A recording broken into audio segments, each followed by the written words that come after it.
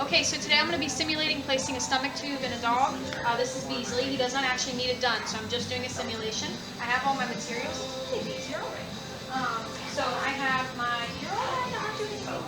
I have my tube that I would use to put in the stomach here, and that's about a 9 to 10 millimeter diameter tube that I'll use. And he is a large dog, Beasley.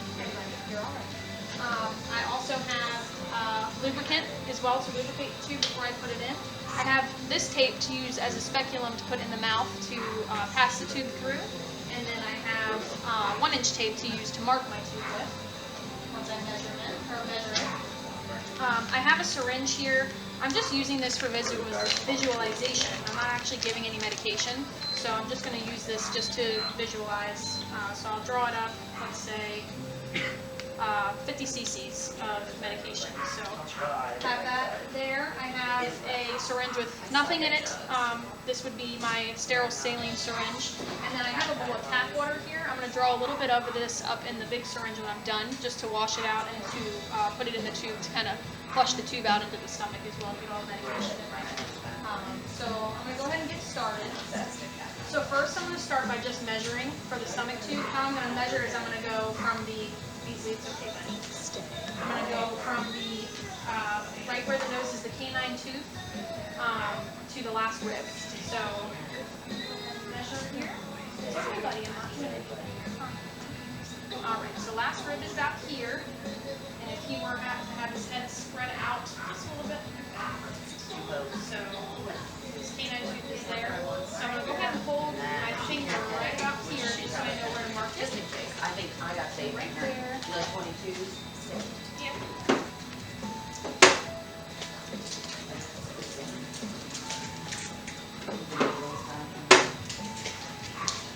Okay. I'm going to tape on the tube right here just to remind myself where I need to stop passing the tube.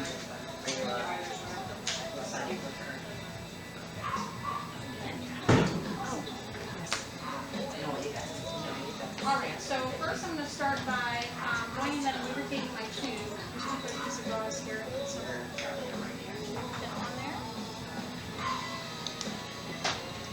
And so I would start by just lubricating the end of this for ease of passing.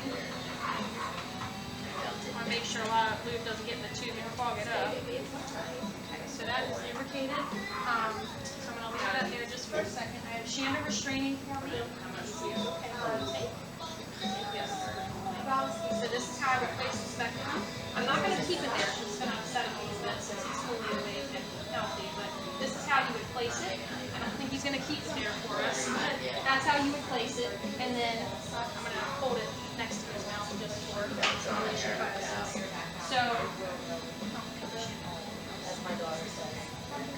alright, so I would go in the speculum and I would pass down the esophagus and go down to the last rib.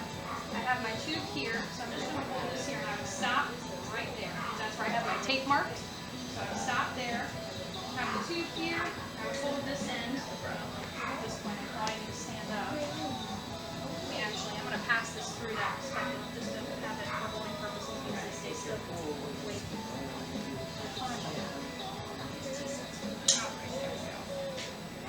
Okay, so I have my medication here. First I'm going to check to make sure that the tube is in correct placement. I'll do that by administering 2 to 5 milliliters of sterile saline. If it's not placed correctly, we will hear a cough because that means it's in the lungs. And if I were to put the sterile saline in the lungs, it's going to cause a cough. So I would administer that first. Here. And as long as I just listen, make sure I don't hear a cough or anything like that. Should just go in the stomach just fine. And then I will go ahead and administer my medication.